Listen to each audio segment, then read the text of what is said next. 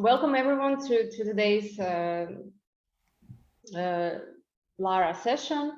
Today's topic that our dear guest, Dr. Kenneth Valpey, professor of theology from University of Oxford, will present is scriptural reasoning on logic and ultimate truth, specifically in an Indian tradition, Indian religious tradition, which is the Gaudiya Vaishnava tradition. As some of you may know or may not know, our dear Professor Kenneth is also a Swami from Gaudiya Vaishnava tradition. He's a practitioner of this tradition, also a known scholar who has published extensively on various topics. I would mention a few publications which are relevant for today's presentation. He is an expert in Bhagavata Purana scripture, and also recently he has published on cow care in Hindu animal ethics.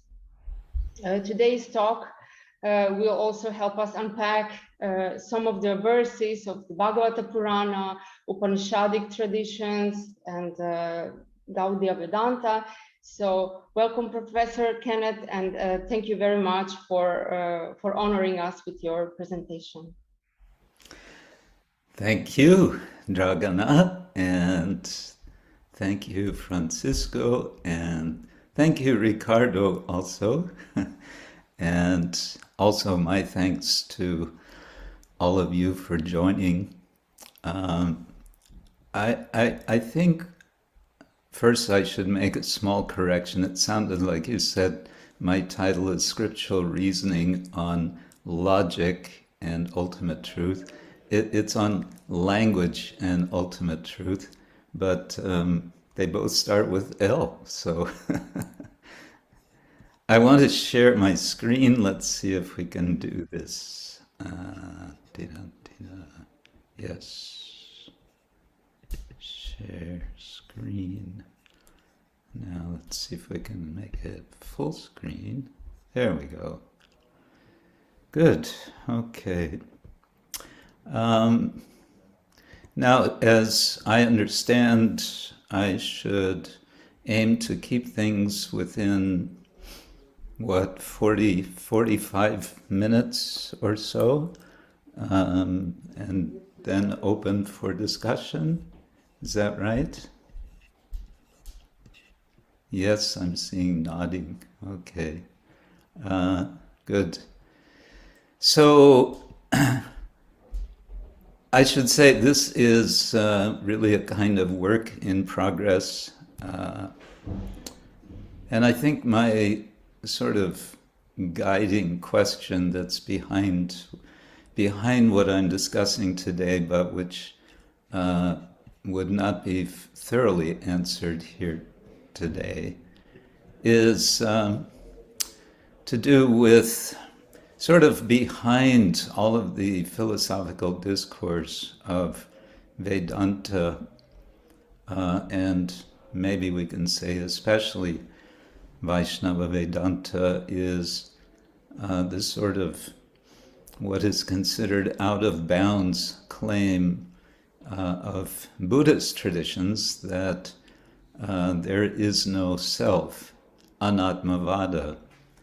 And the question that comes to me, sort of haunts me, is what's the relation between language and the kind of thinking that comes to that conclusion, as opposed to understanding of language, which comes to the conclusion which all of the Vedanta traditions accept, which is that there is a self, an Atma, that we are beings which are beyond the material apparencies that we see. Okay, having said that, let's see. More immediately, my aim is to sketch some elements of Vaishnava Vedanta, understanding of how language serves the purpose of enabling knowledge of and experience or realization of what I'm going to be calling ultimate truth. And one can fill in the blank with various sorts of terminology for ultimate truth. But the common term in Vedanta is going to be the word Brahman. And I'll have to excuse myself in advance. I will be using a few Sanskrit terms. I try to keep them to a minimum. And I'm identifying their meaning as far as I can. So this function of language, it seems to be arguably tethered or tied to certain presuppositions in Vaishnava Vedanta, and two of these are the existence of an eternal self, an Atma. So this would be Atmavada, the doctrine that we are all atemporal and conscious and knowing and purposeful and indeed joyful beings in our essential identity. And then second, that existence and capacities of minds, manas, to engage with language as vehicles of meaning, potentially enabling comprehension of ultimate truth. There exist minds which have these capacities.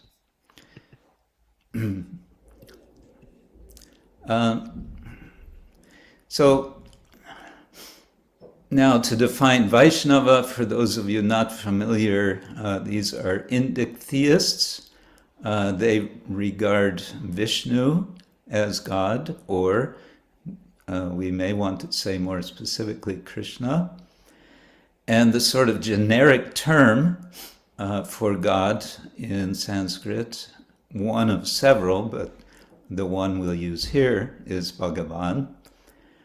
This understanding of individual selves with minds, I want to say, is crucial in the Vaishnava's rejection of Advaita Vedanta, that is non-dualist claims of absolute non-duality, or the absolute oneness of Atma and Brahma.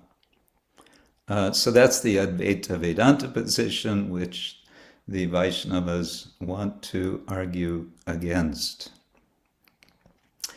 Again, in the background, there is the Vaishnavas' rejection of Buddha's no-self, Anatmavada, the claim. And I suspect that this is, the Buddha's claim is tethered to Buddhist notions of language. And it may well be, I would think, it is tethered also to the doctrine of momentariness, that is Kshanikavada. And I also wonder about Buddhism's early avoidance of Sanskrit as a medium of discourse, that this may be significant. Of course, the early Buddhism sort of crystallized around the Pali Prakrit language. But I'm not going to go into that here. Okay, so what is our concern here? It's with scriptural reasoning, and we may question that term. What do you mean by scriptural reasoning? But we can go into that. In a theistic line of what would perhaps generally be called Hindu philosophical tradition, and this is specifically Vaishnava, and then it can become more specified also. The canon, the scriptural canon of this collection of Sanskrit texts termed Veda can be used in an inclusive sense, and here the technical terms Shruti and Smriti will often be used, and they're all regarded as revealed, that is to say, heard, specifically Shruti and remembered, smriti. And they are, I would say, potentially revelatory. So they're revealed and they're potentially revelatory depending on qualifications of the hearers or readers of these texts.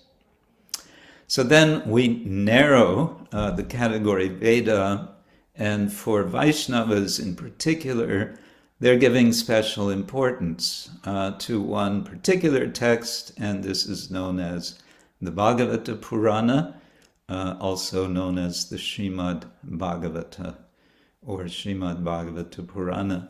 This is a work of about 14,000 Sanskrit stanzas.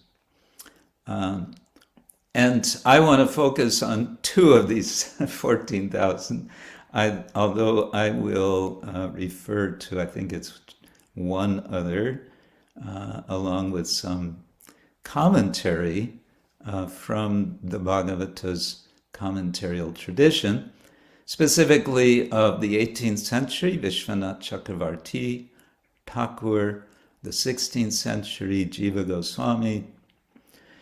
And we will see, if there is time, possibly from also 18th century Baladev Vidyabhushana. These are, we can say, Vaishnava scholars writing in Sanskrit commentaries directly to the Bhagavata Purana or other works elaborating on that text. Now, before we go into the Vaishnava world directly, let's think a little about the notion of ineffability. And for this, I'm drawing on Bimal Krishna Matilal's article, Mysticism and Reality, Ineffability. This is one of... He's written other works on this subject. He was at Oxford University, and he was particularly concerned to put forward the logic, the reason tradition of Indian philosophy rather than, or as opposed to, the mystical tradition. Which was sort of the stereotyping of Indian philosophy. So he discusses ineffability as a widely held view on the inadequacy of language to express either the experience of ultimate reality or to express or describe ultimate reality itself. And he wants to emphasize, he wants to make a distinction between these two elements. There's the experience. Can I describe that experience? Maybe, maybe not. Can I describe ultimate reality? Maybe, maybe not. He wants to say, let's make a distinction between these two. Now, you'll see in my little header, Purva Paksha, a technical term, the preliminary position. The position to be refuted is called the Purva Paksha. And here the preliminary position is that ultimate reality and the experience of it are both ineffable.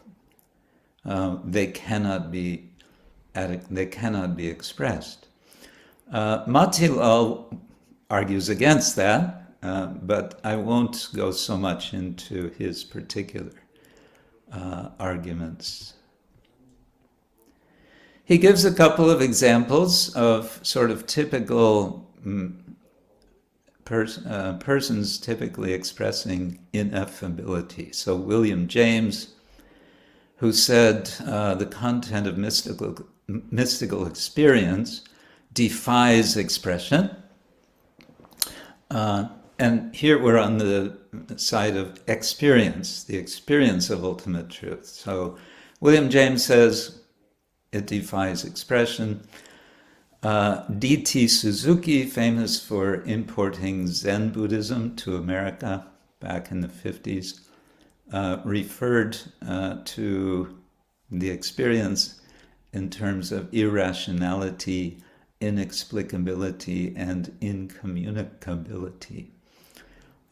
Those were the two examples he gave, Matilal gave. Now, regarding the ineffability of the thing, it's the thing experience, the ultimate reality. Matilal is suggesting it may be because of its uniqueness. Our language apparatus, as he says, may not be able to describe it adequately. And then, I'm quoting him here, he says, it cannot be claimed always that for each unique thing in this world, there exists a proper description in a given language. And so a particular thing may be ineffable in a given language. Now, I was reflecting on this, and I think we've all had this experience. You want to describe a friend of yours to someone who doesn't know your friend, and you may try with some frustration to describe their physical appearance. Well, the person's very tall and thin and has a deep voice, and you how much can you say about this person? And even if you expand, maybe this person has written an autobiography. Okay, maybe that helps you to know this person, but we may say still there's a remainder to know or to understand. So Matilal is highlighting that what may be the issue here in describing the object that he's calling ultimate reality, it may be due to its uniqueness. Just as we individuals, there's a certain uniqueness to us. And now, stepping aside from Matilal, I just came across this Mark C. Taylor's definition of religion. This is from his, I think, quite recent book, Seeing Silence. Religion is the apprehension of the unspeakable, unnameable, unknowable, unfigurable, once named God, or God beyond God. So it seems that via negativa is alive and flourishing.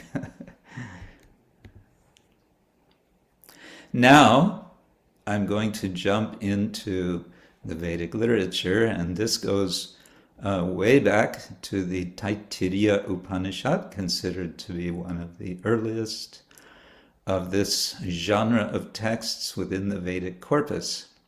Famously, we have this, and the Taittiriya Upanishad is quoting this from another source, which it does not identify. Before they reach it, words turn back together with the mind. And then on a positive note, one who knows that bliss of Brahman, he is never afraid. So there's something attractive about knowing this bliss of Brahman, but don't try to reach it with words, and indeed with your mind. This seems to be the general notion. And now I jump way forward to the genre of Puranas, and specifically the Bhagavata Purana, which is, I can say, very dear to the Vaishnavas in general, and of the Gaudiya tradition in particular. And we have one stanza from rather late toward the end of the text, the 10th book, and near the end of the 10th book, where the king, who has been posing questions throughout the text to the sage Shuka, asks this question, O Brahman, how can the Vedas, and here the word is Shrutaya, whose scope of action is the phenomenal world, Gunavrittaya, function, charanti, in or within or in relation to ultimate reality, Brahman, which is indescribable, anirdeshye, beyond material substance and its subtle causes, sat asata pare. Okay, that's the question which is going to prompt a quite long chapter of response, most of which, I have to say, doesn't really seem to be addressing the question. But we may come back to that point. But I'm going to look at the first immediate response to this. Before that, let's kind of rephrase this question. Since the ultimate reality, Brahman, has no class, jati, or substance, dravya, or quality, guna, or action, kriya, how can Vedic language indicate it directly, sakshat, rather than by indirect reference? How, since language invariably signifies objects in terms of class, substance, quality, or action? So that's the basic question, and now comes the initial answer, the somewhat strange answer, we might say. Shuka replies, the Supreme Lord, he refers to here as Prabhu, manifested the material intelligence, senses, mind, and vital air, buddhi, indriya, mana, pranan, of the living beings, jiva, which is more or less equivalent with the word atma or atman, so that they could pursue finite gains, matra artam, and worldly existence, bhava artam, and ultimately attain liberation, atmane akalpanaya. So at this point, one could say, sort of incredulously, what? What does this have to do with the question that was asked? Okay, now there's going to be a fair amount of explanation of this by the commentators. But before we get to that, we may want to rephrase this response. The Vedas can communicate ultimate reality. Why? Because ultimate reality is Bhagavan, who, being all-powerful, not what, but who, being all-powerful, creates language. And he creates the senses, the mind, the intelligence, and the life air, the prana, of jivas, by which they can comprehend language both for ordinary and extraordinary purposes. So the question is sort of, as it was raised, is making a certain assumption, and that assumption is that language has only ordinary purposes, having to do with class and quality and so on of this world. So this is now suggesting, in an indirect way, that there may be a deeper way to understand language, recognizing that there is a person, a divinity behind language, who has the power to make language do wonderful things. Okay, now we come to the 18th century commentator, Vishwanath, and bear with me, this is a bit longer. He says that sound and so on of this world would be just as indescribable as Brahman if there would be no senses, mind, and intelligence. We therefore have all facility for experiencing and describing to others sensations of sight, sound, and so on. In the same way, he, that is God, may mercifully give someone the ability to realize Brahman. If Krishna, or God, chooses, he may create some extraordinary way for words to function, apart from their ordinary references to material substances, qualities, categories, and actions. And this may make even Brahman expressible by words. After all, he says, Krishna is the Almighty Lord, Prabhu, and he can easily make the indescribable describable. Okay, so this is everything now we can see is hinging on the identity of Prabhu, an almighty and all-powerful Lord, who is being identified with Brahman as Bhagavan. Now, Vishwanath quotes another stanza within the Bhagavata as a support for what he's saying. And the Bhagavata is full of narratives, very intriguing narratives, all focused on the lila, the actions, the divine actions of Bhagavan. One stanza, Bhagavan as Matsya is saying to his devotee, you will be thoroughly advised and favored by me.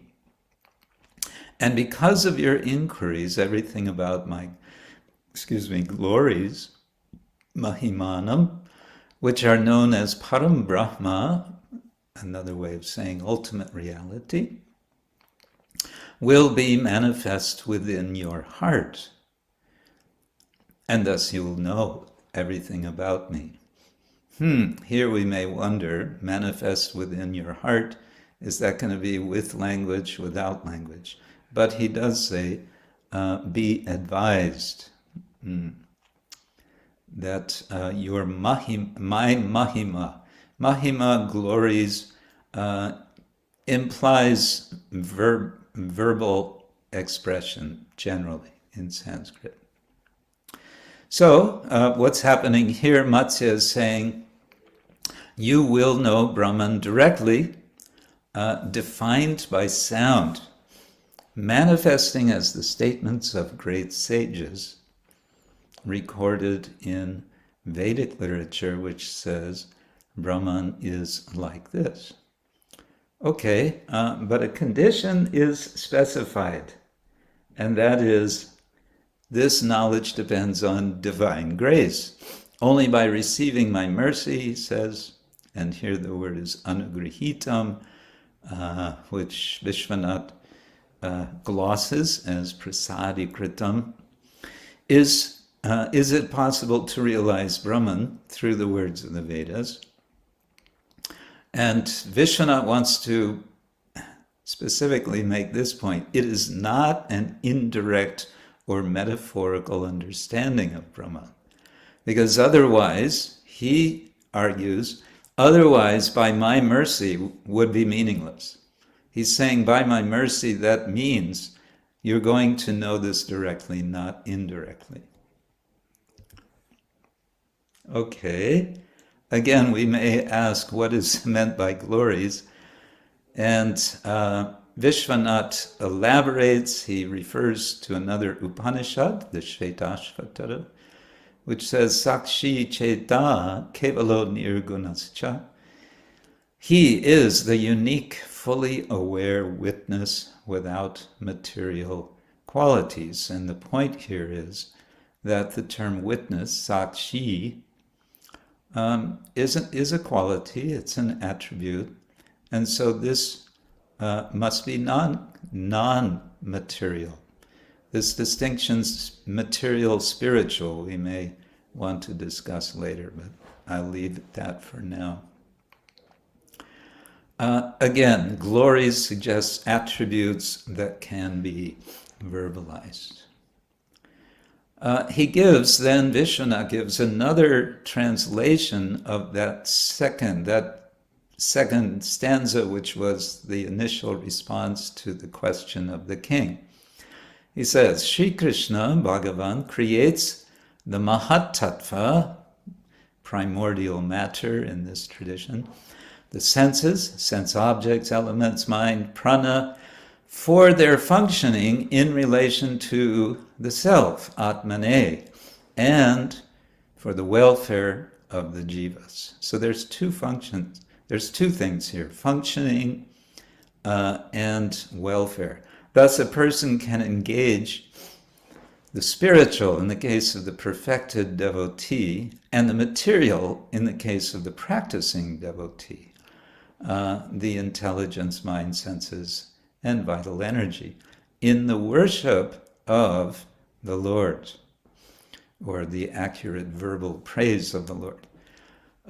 Because speaking is not possible without the prana, mind, and senses, they are created for the function of speaking. So he's explaining why this initial response is just talking about the Lord creating these various facilities, mind, senses, etc., of living beings.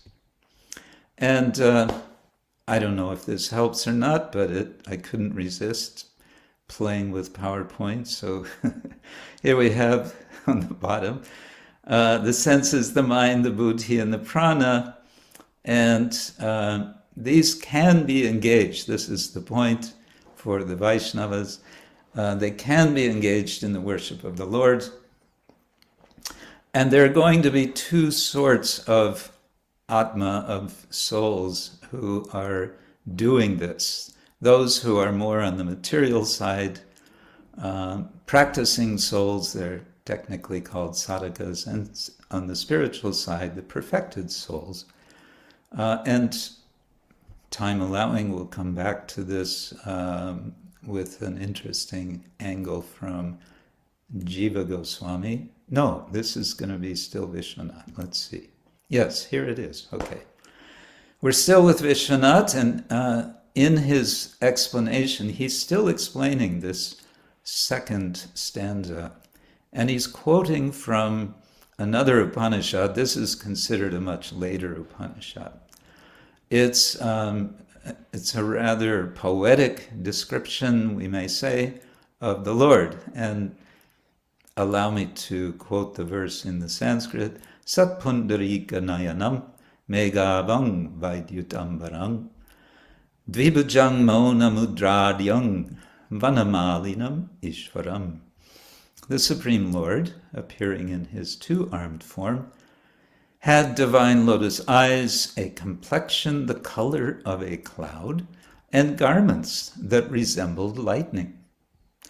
He wore a garland of forest flowers, and his beauty was enhanced by his pose of meditative silence. Mona Mudra. Okay, well, that's very poetic. So what to make of this? Vishwanath explains. The transcendent intelligence and senses of the Siddha. So now this distinction is going to be very important between the Siddha and the Sadhaka, the practitioner. The transcendent intelligence and senses of the Siddha, the perfected adept, can correctly perceive Krishna's or Bhagavan's purely spiritual beauty.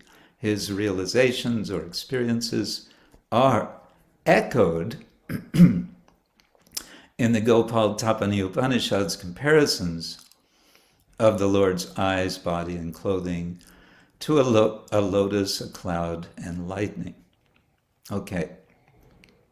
For the sadhaka, the practitioner who is pursuing perfection, these features of Bhagavan are not actually perceivable, but he concentrates on such description. All right, then what? Then the Lord is moved by the practitioner's efforts. The practitioner's devotion matures. Krishna brings that dear devotee to himself and engages him in confidential service. So, only by the mercy of Krishna can the Vedas convey the transcendent form and identity of the Lord as the ultimate truth. But we see there's endeavor involved on the part of the sadhaka for this to take place. And it's understood that when the sadhaka receives that mercy or grace of Krishna, then he will have a direct experience of what is described, what is echoed in the Gopal Tapani Upanishad. Okay, now, and I'm watching the clock. One moment.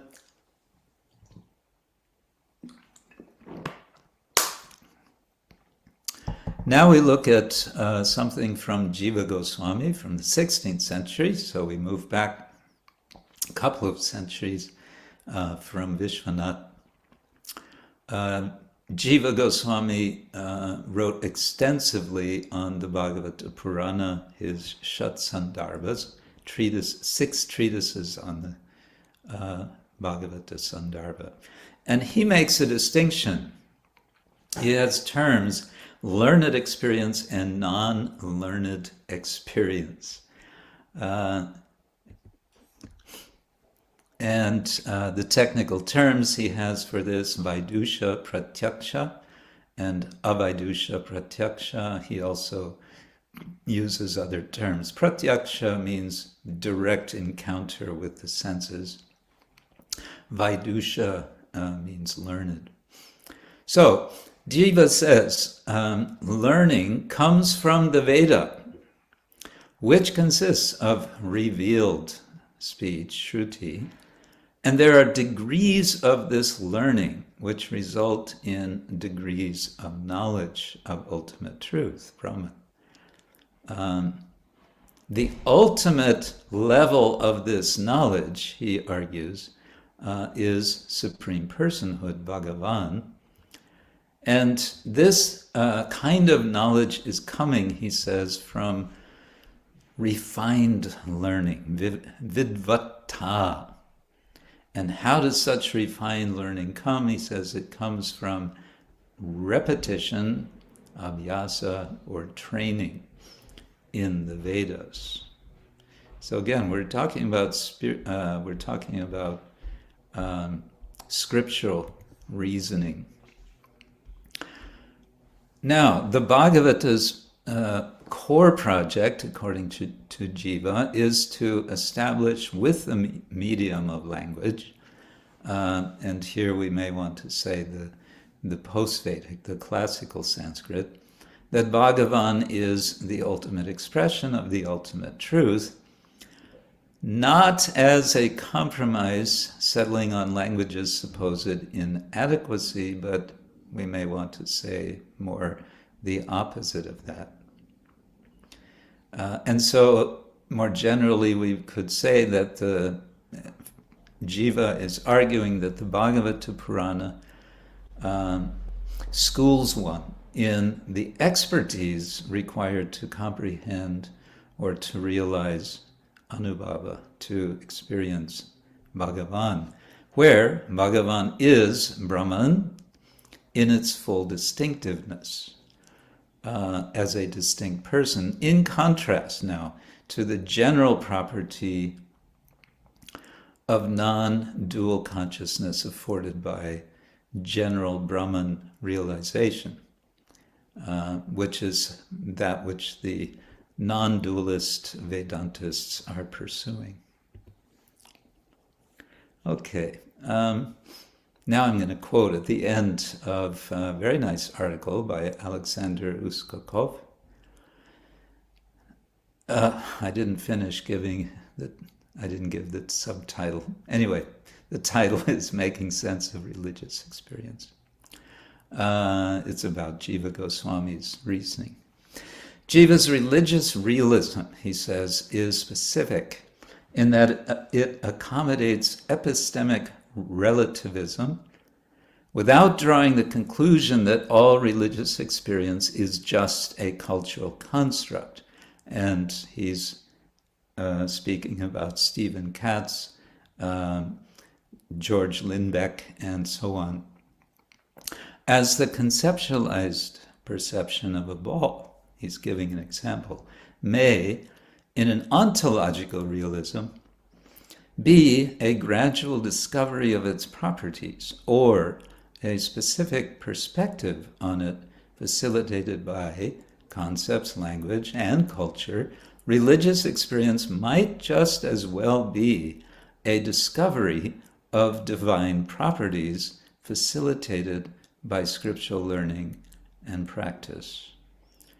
Thus, I, that is Uskokov, propose what he proposes is a thesis that should interest philosophers of religion, as it is an argument for religious realism that recognizes experience as conditioned by religion-specific practices and doctrine, yet need not be either reduced to a common indistinct core or be of distinct objects, distinct meaning different objects. There can be one object, one ultimate reality, which need not be indistinct. However, there can be conditioned expressions of that one reality through religion-specific practices. So, okay, so what? Little bit reviewing. The initial claim is that ultimate truth is ineffable. The question is raised, how can the Vedas describe ultimate truth, since language is of this world? And the initial reply is because ultimate truth is the supreme willful person. Integral to his creation is facility to know, through language, grasped by intelligence, mind, and senses, to know the ultimate truth. However, one must receive divine grace to properly comprehend such language. And how do we get such divine grace? We receive it when one endeavors to hear and contemplate verbal descriptions of that ultimate truth. The example, again, being from the Gopal Tapani Upanishad, the complexion like that of a cloud and eyes like lotus, and so on.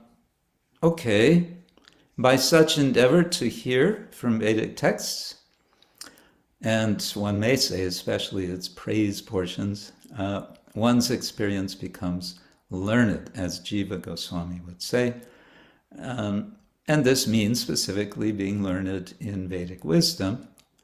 And this means increasingly becoming increasingly refined by hearing specifically the Bhagavata Purana for the Vaishnavas.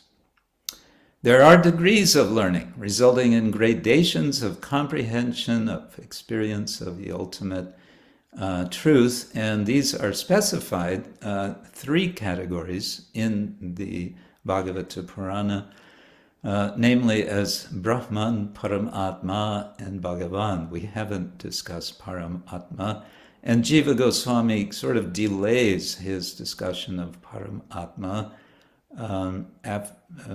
He first discusses Brahman and Bhagavan.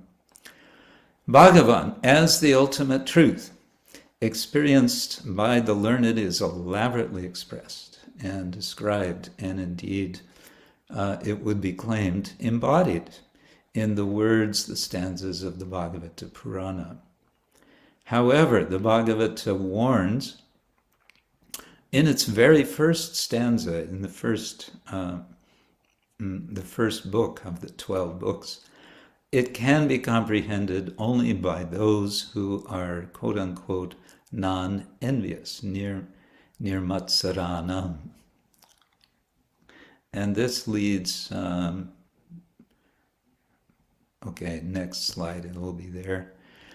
Okay, hence, whether or not the Bhagavata's claim that the ultimate truth can be articulable by language, specifically because language is created by a God to facilitate comprehension of him, whether it's convincing would seem to depend on one's predisposition, whereby the reasoning that divine omnipotence enables humans to comprehend or experience learnedly ultimate truth is at least sufficient, if not necessary, to convince one who is quote-unquote non-envious and who, following sufficient, that is devoted, study of the Vedic texts, receives divine grace.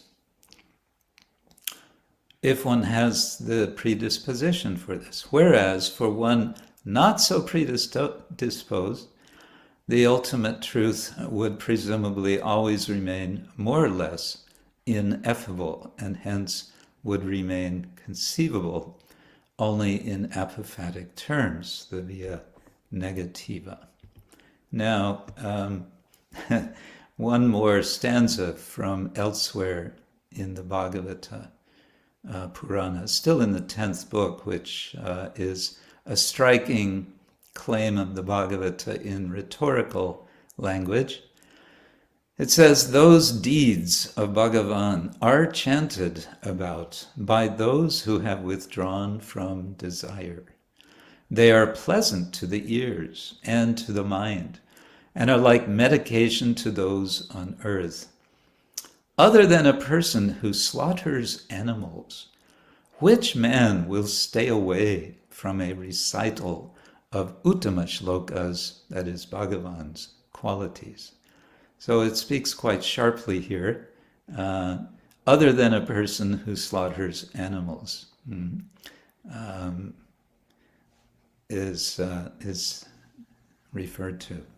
And this suggests that adhikar, qualification, and predisposition, samskara, are prerequisites for comprehension, for persuasion and acceptance of the text's arguments, for theistic ultimate reality, accessible and describable through language. And a note, one more note, and then I think I'm finished. So I'm reminded of Michel Foucault's observation.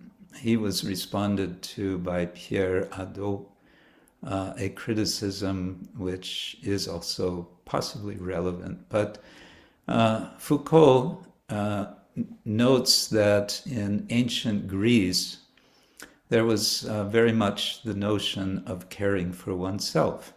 Let's see if I pronounce this more or less right. Epimeleia heioto.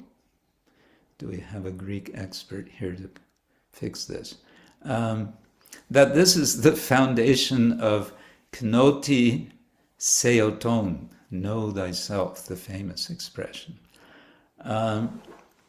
And I would add to this, implying a presupposition, which the Vaishnavas hold, that there is a self to be known. But going on, Foucault says that beginning with Descartes, the practice of caring for oneself disappeared from the Western philosophical tradition. And as a result, the focus was on knowing without necessarily having any culture of the self that might qualify oneself for that knowing.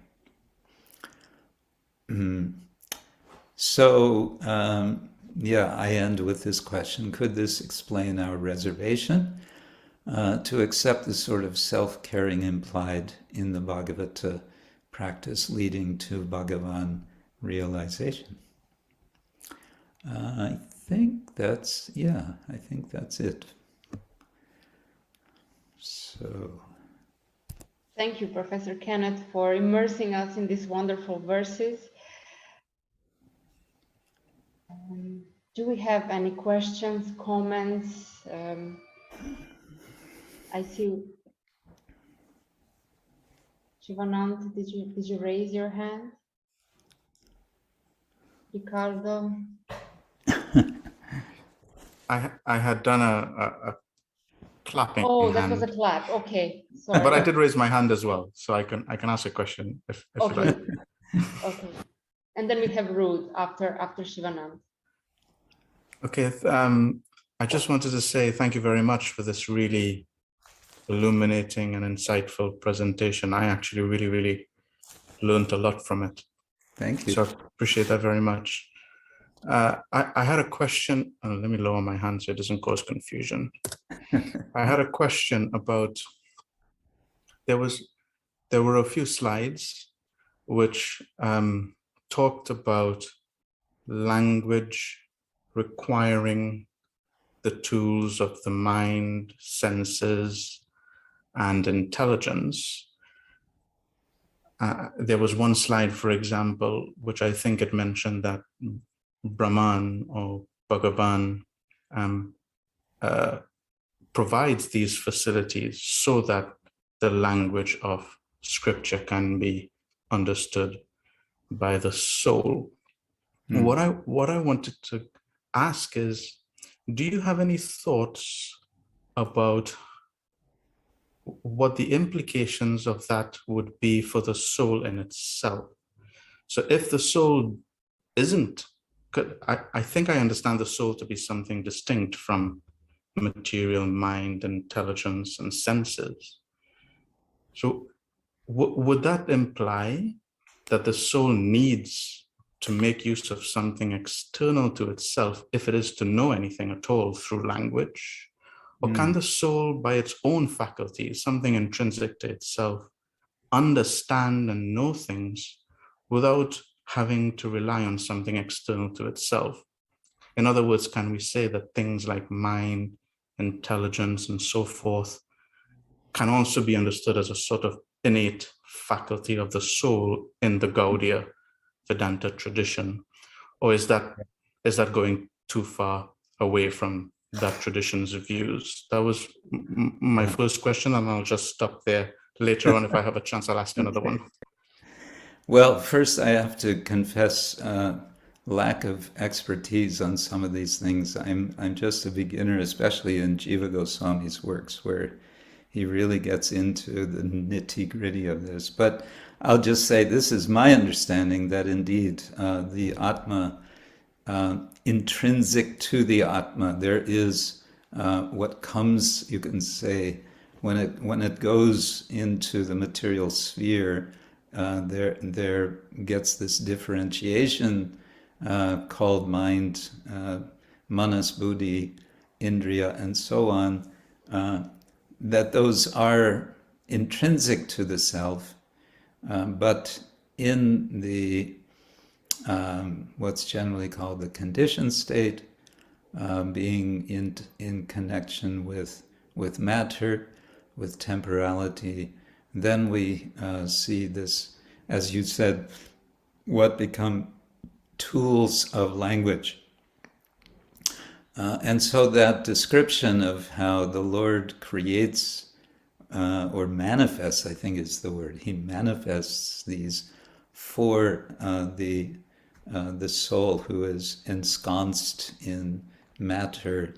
It may be a way of saying that that which is intrinsic to the self has become inaccessible to the self in the conditioned state, but the Lord, out of his kindness, makes those available to him in a more external sense, as you said, as tools, so that the soul can function in this world and accomplish his desires. Thank you very much. Wonderful reply. Thank you. Thank you. Ruth, please go ahead with your question. Yes, thank you, Dragana. Thank you, Kenneth. Very nice. I rarely hear anybody speak about this topic in philosophy.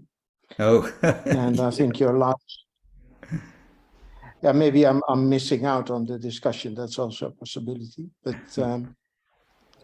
I think your question, can we say anything about God, really, or about the ultimate reality? I think your last slide puts us on the right way, reminding Foucault's call to think of know thyself. And then I come back to two initial remarks you made. The Buddhist tradition denies the existence of a self. And I think you're right if you're talking about the tradition, but it's not what the Buddha said. Ah, yes, it's good. The Buddha never said in Samyutta 22:59, he says, this is not self, that is not self. He is basically saying neti neti, as the Hindus put it, I think. Yeah. Not this, not that. But he doesn't deny that there's a self. And he goes on in other, if you want to, I can send you links, but to practically confirm that there is a self. Thank you. Similarly, if I may continue, similarly, the non-dualists, the Advaitins, nowadays also say that there is absolute non-duality, no difference between self and non-self. But I think they're completely confused again if you take the original. So the tradition denies the self. But if you go back to Shankara, he writes a booklet, it's called Atma Bodha, self-knowledge. So he clearly believes in the self, otherwise he would not give his own book the title self-knowledge. Yeah? So I think you're completely right that self, and in the Christian tradition, if Moses asks God, what shall we call you? He says, I am that I am. So, I mean, Atman is Brahman.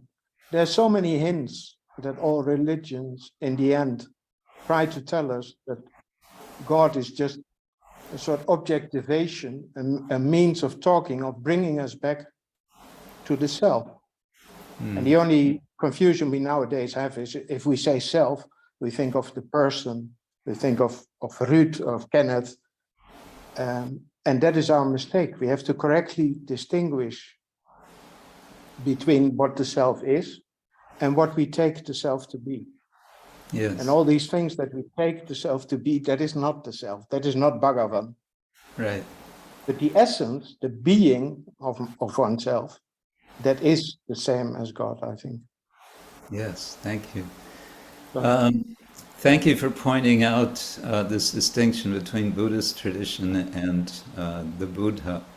I have come across this, that in general it's said that the jury is out about also whether the tradition really means what they say when they say there is no self.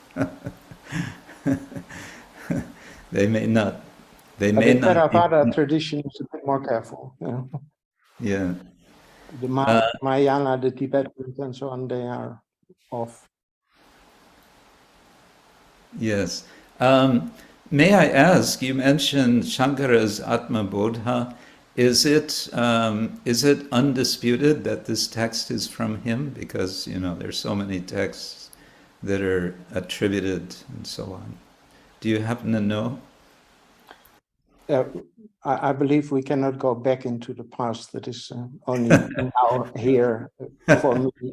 Yeah. But I think as far as texts go undisputed, this is one of the booklets that is undisputedly attributed to it. Yes. It's okay. Good. Thank you. And in that he also in the content he is practically confirming the existence of a self. So I think the many benefits Western non-dualism may have, it is not Advaita Vedanta. Right. Yeah, that's interesting. Thank you.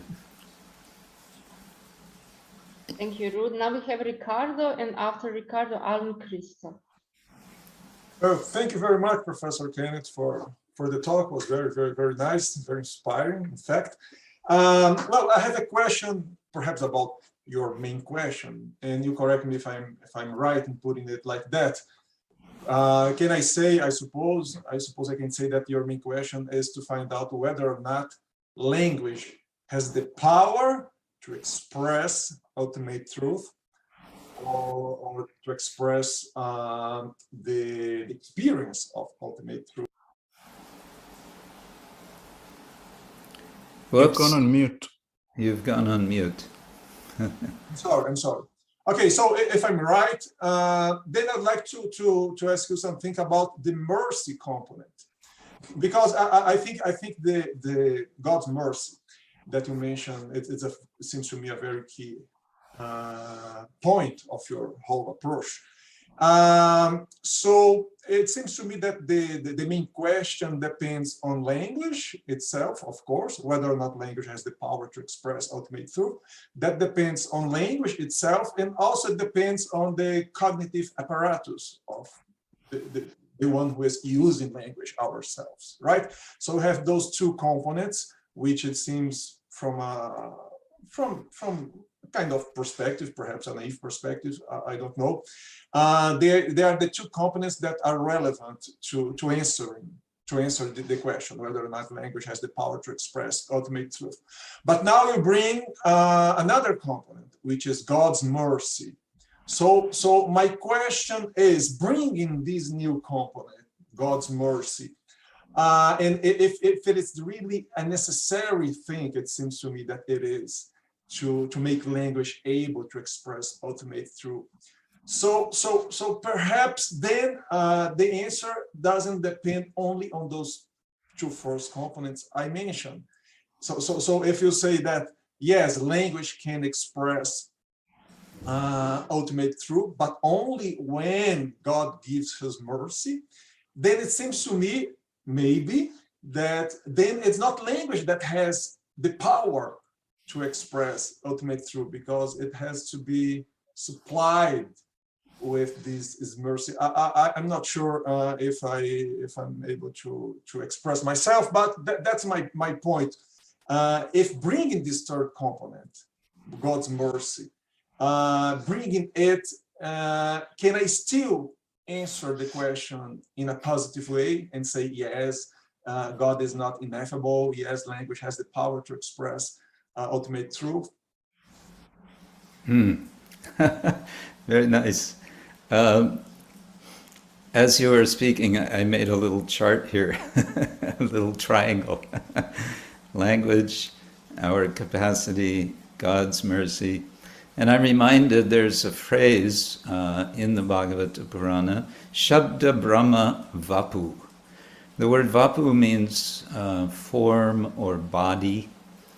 And Shabda Brahma, Shabda can mean word, it can mean language, broadly speaking. Brahma means ultimate truth, so it's expressing the notion that the supreme ultimate truth has a form, a vapu, and that vapu, that form, is constituted of revelatory sound. Let's put it that way. And so there's a sense in which language, even ordinary language, is,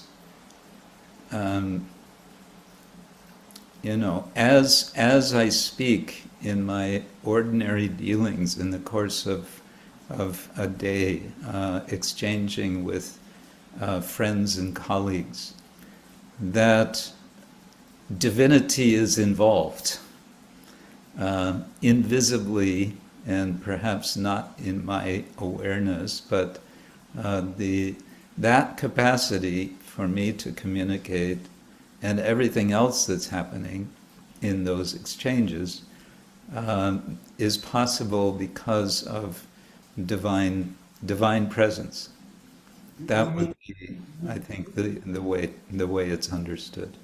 Sorry, even in the ordinary use of language? Yeah. Yes. And then, as we saw, there is a notion that divine power makes it possible by divine intentionality for language to also have not just extraordinary functions, but also not just ordinary functions, but also extraordinary functions. Now, the question could be sort of where does the line, how much endeavor do I need to make studying, hearing, devotionally without feeling envious? How much do I need to hear and recite and read the Bhagavata Purana before I get that sense of the extraordinary power of language? These things are hard to measure, but there is a sense of a kind of inseparability, I would say, between the two. And that makes sense? It's not a very technical answer, but so if understood well, you're saying that God's power is always needed for language comprehension. yeah, that would be the understanding of Vaishnava theistic understanding. God's power is always there. And I should also add, more specifically, the term which is sort of clinching, by which knowledge is awakened, is bhakti. It's understood. I don't have the verse on the fingertips of my mind, but it is through bhakti, and it's used in the instrumental sense. Knowledge and also renunciation come about. There's a combination, and that's something we haven't talked about, but it has to do with this idea of self-care that I mentioned in connection with Foucault. Thank you. Alan, please go ahead. Thank you very much for your talk, which was very insightful and which I believe also yields a very interesting framework, even for the Christian tradition from which I come, to spell out, let's say, a philosophy of Scripture, of how divine ineffability, which is also a part of Christian theology, relates to Scripture.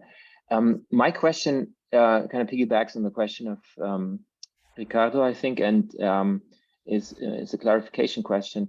So, is it correct to render what you just said as the divine still escapes linguistic description, but language as represented in scriptures can facilitate, if you're in the right heart and mind condition, to sort of grasp the divine, albeit not in a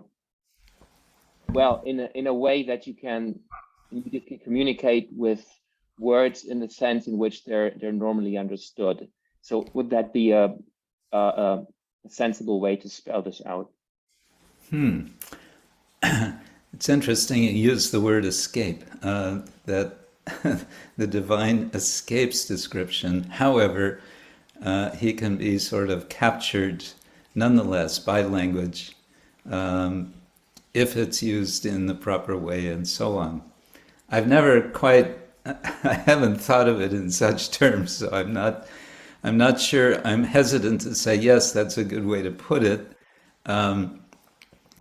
And I'm maybe a little more than hesitant, because the fact that kind of language is not used, but also, as I just mentioned, this notion Shabda Brahmavapu, this idea of divinity being in some way embodied in language, is giving, I think, a stronger sense, a stronger value to language. Given, of course, as I've hinted, there is this sense of restriction of which language, and that's something that's elaborated very much in the Mimamsa philosophical tradition of India, which can sound highly sectarian, that the only way to understand ultimate reality is through Veda, specifically certain texts and so on. But what I mentioned at the end, pointed out by Alexander Uskakov, that seeing, perceiving, experiencing God from one perspective does not deny the possibility of having anubhava, experience from other perspectives of the same object. But I would just say in the Vedic tradition, the sort of classical, there's a much stronger value placed on language as, I mean, we may still use the term vehicle as a vehicle for understanding, for realizing. I hope that addresses your question slightly. Very good. Thank you. Thank you. Okay.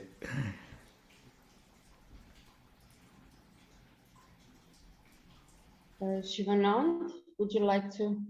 Yes, please. Thank you.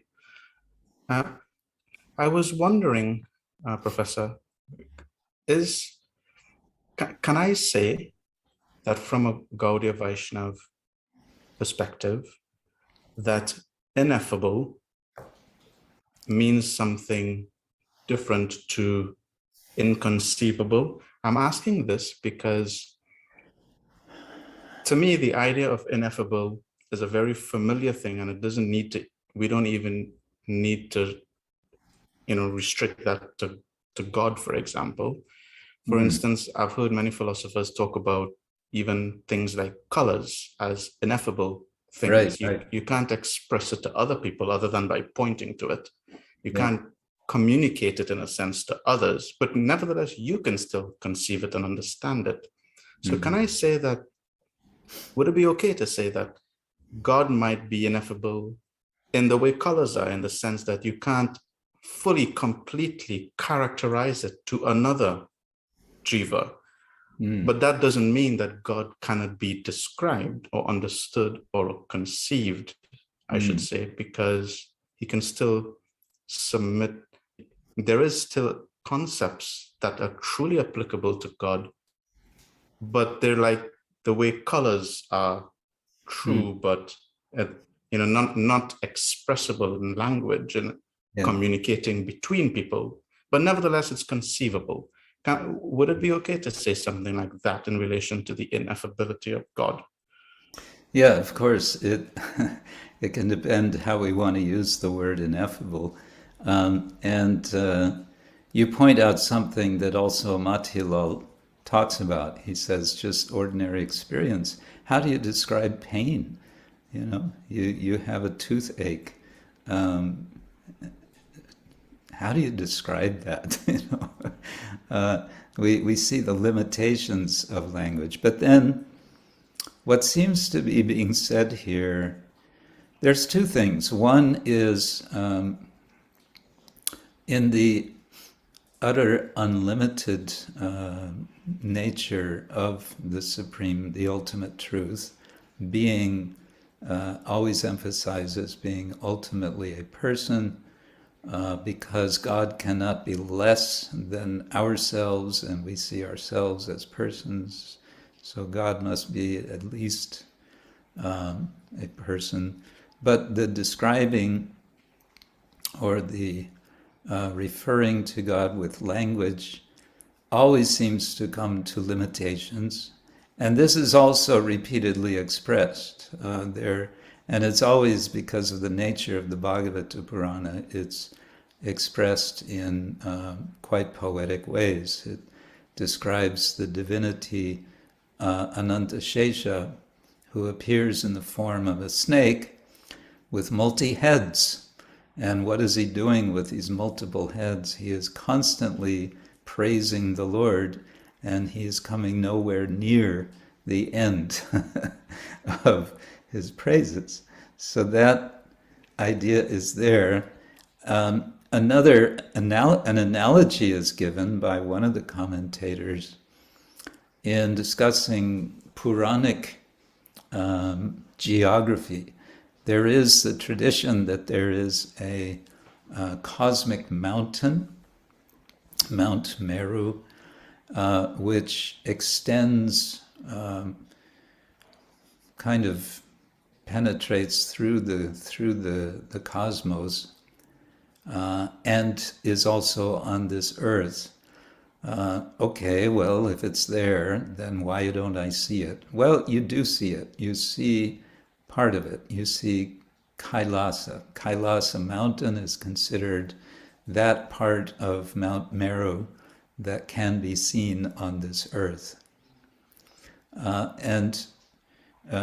So our perception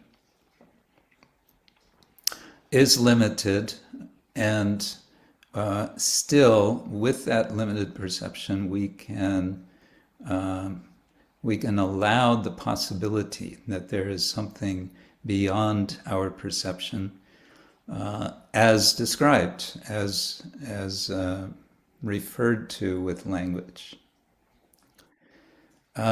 And also, you mentioned making a distinction between ineffable and inconceivable. And indeed, we see this in the terminology anirvachaniya, which is a favorite word of the Advaitavadan traditions, and achintyatva, achintya, which we find specifically in the Gaudiya tradition, where achintya is used to explain the incapacity for us with our limited minds to comprehend the simultaneous oneness and difference of the self, the individual, with the Supreme Self. This is kind of it's a doctrine, achintya beda beda vada, that has been established in the Gaudiya tradition. Whereas in the Advaitavadan context, anirvachaniya is specifically applied to the notion, that is to say, ineffability, to the notion of Maya. Maya or avidya. Is Maya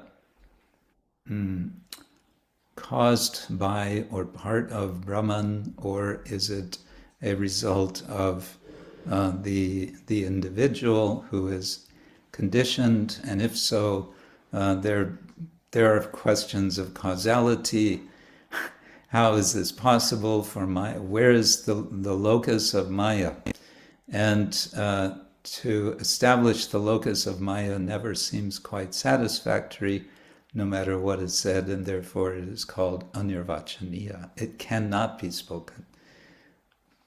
So yeah, that distinction is there. Thank you. Very interesting, thank you. Okay, we have one question sent through the chat. It is a question to Professor Kenneth, posted by Prakriti. So the question is, my question is, how can Professor differentiate between the word Param Brahma, Brahma, and Param Atman when it comes to translation? Mm-hmm. Okay, these are different terms used. Sometimes they're used a bit interchangeably in the texts. Sometimes emphasis is intended. So Param Brahma will occasionally be used to emphasize this third aspect, or this third way of expressing the notion Brahman.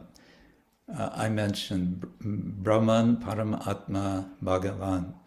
Vadanti tat tattva vedas tattvam yajnanam advayam. This non-dual advaya jnana is described by the sages as in three different ways, but it's the same non-dual jnana, advaya jnana.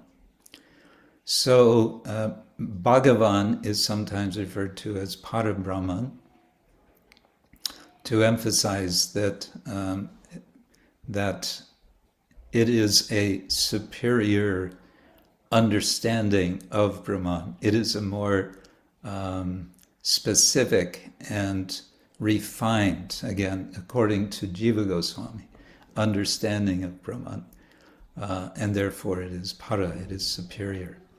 And then Param Atman is simply distinguishing between Atma and this higher self, which is the ultimate truth, which is sometimes termed Brahman, sometimes Bhagavan. That aspect of ultimate truth, which is specifically, it's explained elaborately by Jiva Goswami, is functioning within this world. And it's said that the Paramatma is accompanying each Atma. And that idea goes back to Rig Veda, the notion of two birds in a tree. One is enjoying the fruit, the other is watching, observing. So this is understood to point to how the Paramatma is functioning in this world. Thank you. Before I invite Ruth and Ricardo to ask their questions, I would also like to, I see that there are quite some ladies in our room, so I would like to invite them to ask their questions if they like, if they feel a little bit shy to pose questions. Yes, please don't be shy. Okay, now Ruth, please. Yes, Kenneth. And my previous remark was about the self, but now specifically about language in relation to God or ultimate reality. I think it's clear that we can speak about ultimate reality in different ways. We already do. This whole talk is about it.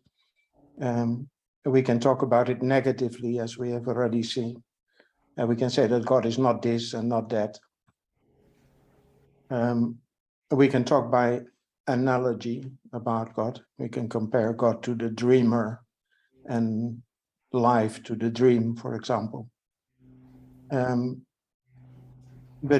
if we're going technically, we assume that God is something that is transcendent, that is not natural but supernatural, not anything in particular, then we can say that God is above all categories.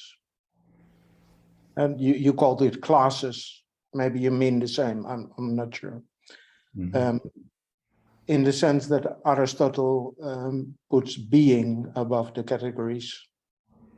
And then you can say it's either all pervading or it is completely separate from the beings.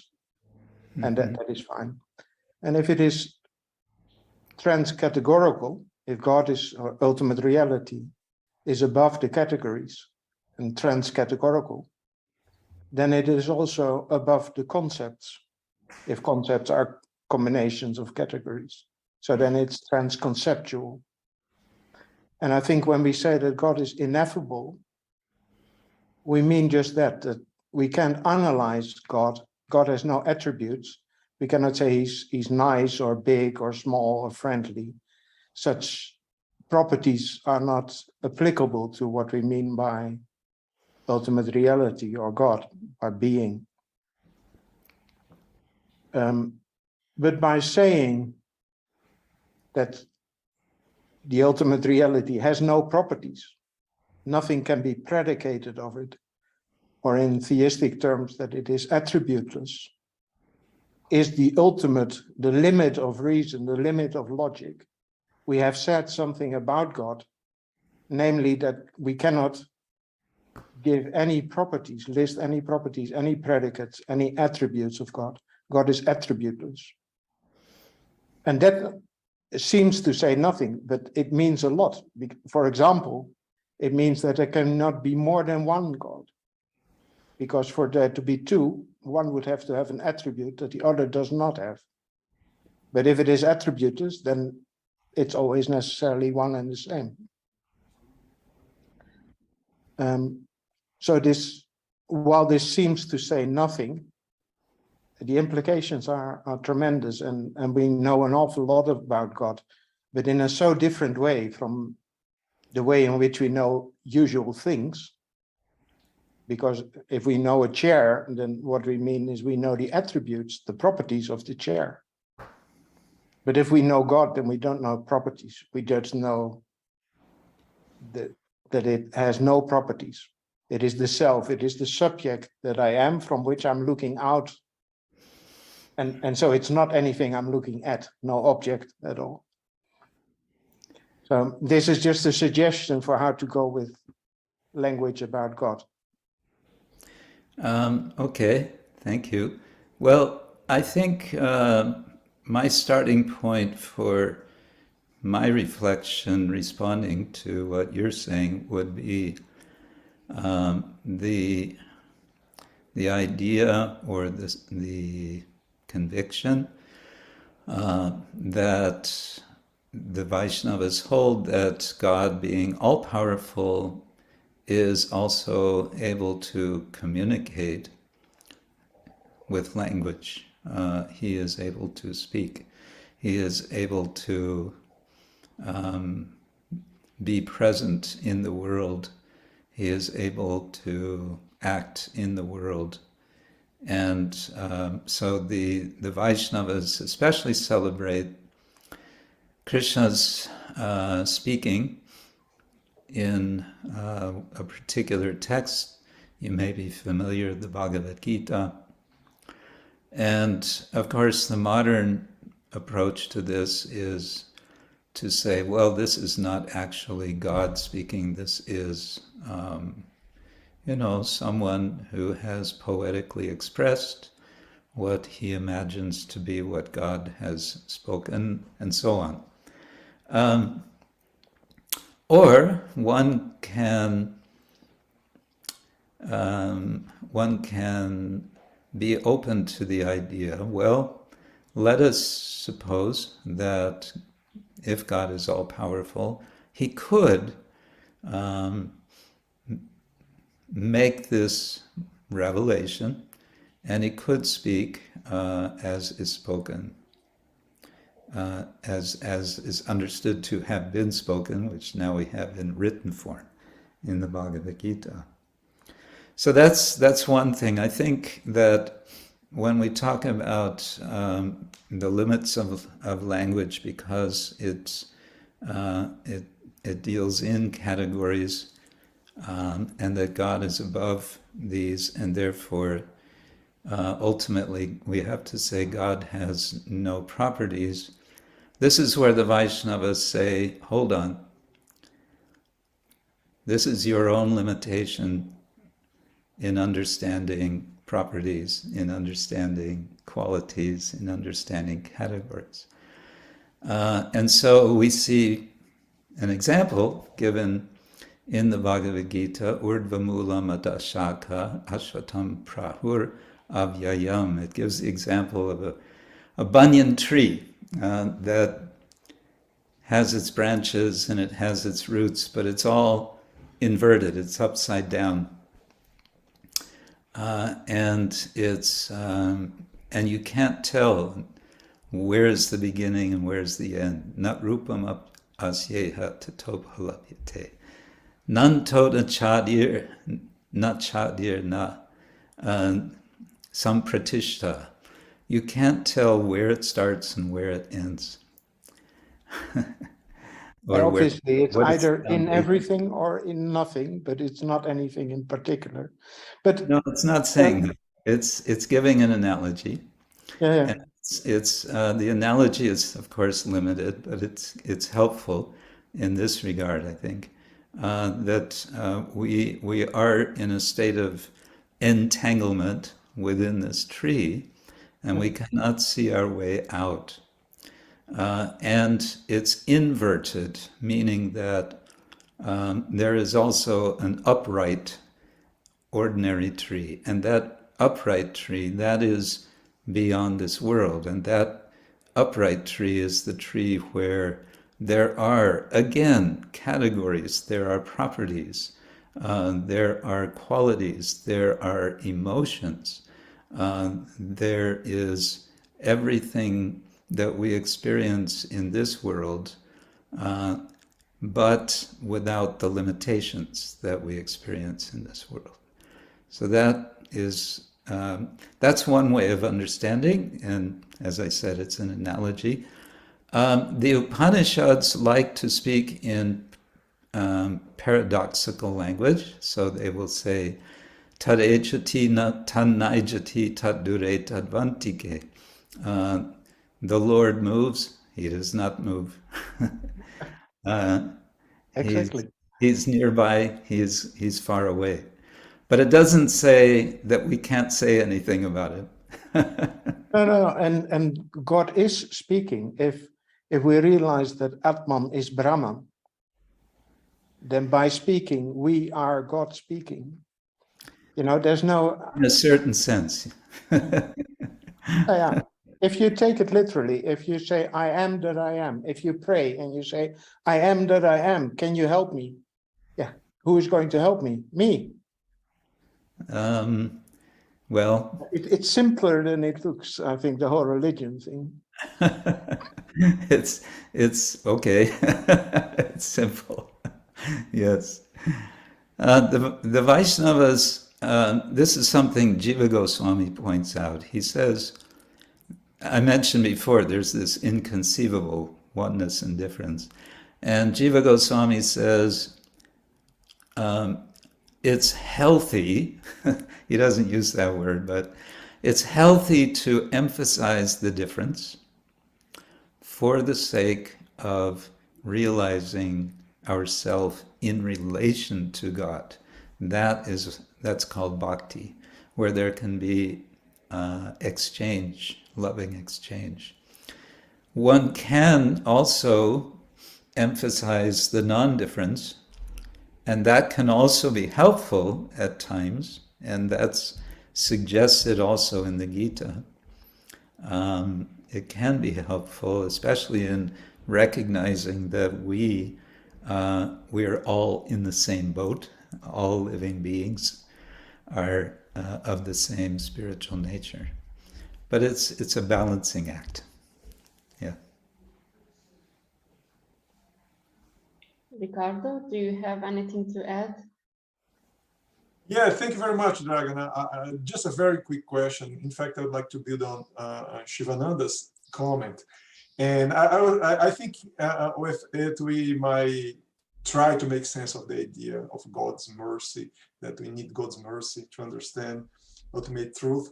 And I'd like to know your opinion on that.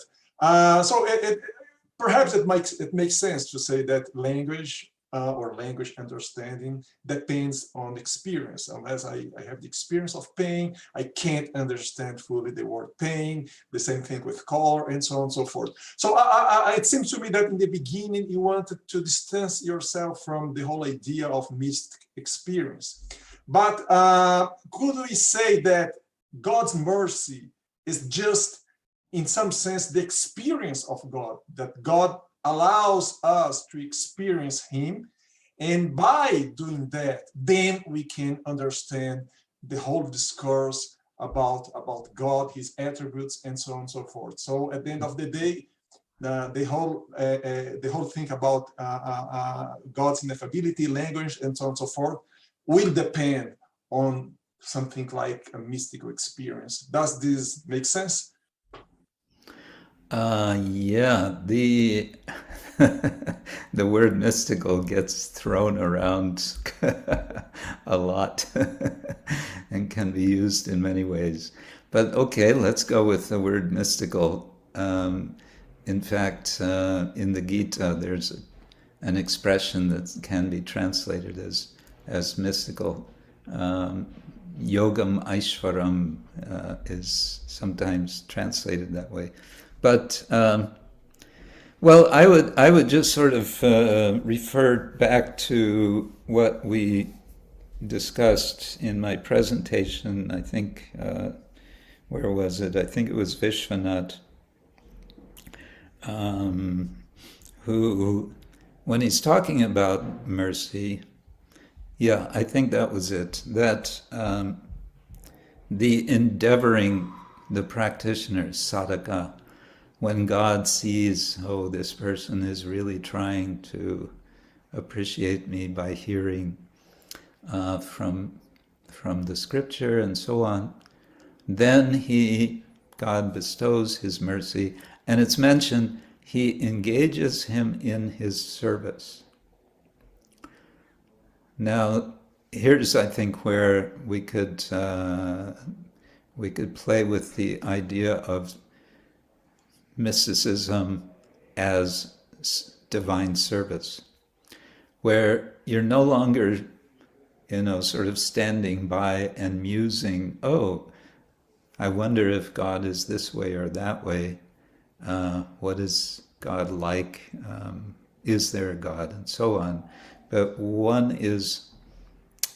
this is where the word yoga is also used, where yoga has the sense of being yoked. The English word is a cognate of the Sanskrit yoga. One is yoked to God, and that yoking is a positive, it suggests a kind of positive, active engagement. So the word seva, or service, is often used for that. And then through that, this issue came up. Shivanand mentioned in the beginning, do we have, what are these tools? Are they in the self, the soul? Yes, then the mind, senses, and so on, intelligence of the self are fully activated. They're or reactivated. That's a debate. Activated, reactivated. And then in that condition, yeah, that is a mystical state, you can say. I don't know what that whether that addresses your concern about mercy, divine mercy. Well, that's fine. Thank you very much. Okay. Any other questions or comments?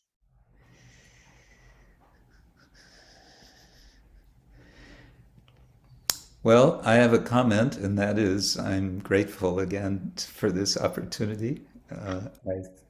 I think it's wonderful that you all organize the Lara events. It's very much needed, I think, that these two components are brought together: logic in its broader sense, and religion. There's a real need for it. So keep it up. Okay. Ricardo, would you like to add something? Final announcements? Sure. Well, first of all, thank you, Dragana, for chairing the session. Thank you. Thank you, Professor Kenneth, Valpey. Thanks, everyone, for coming.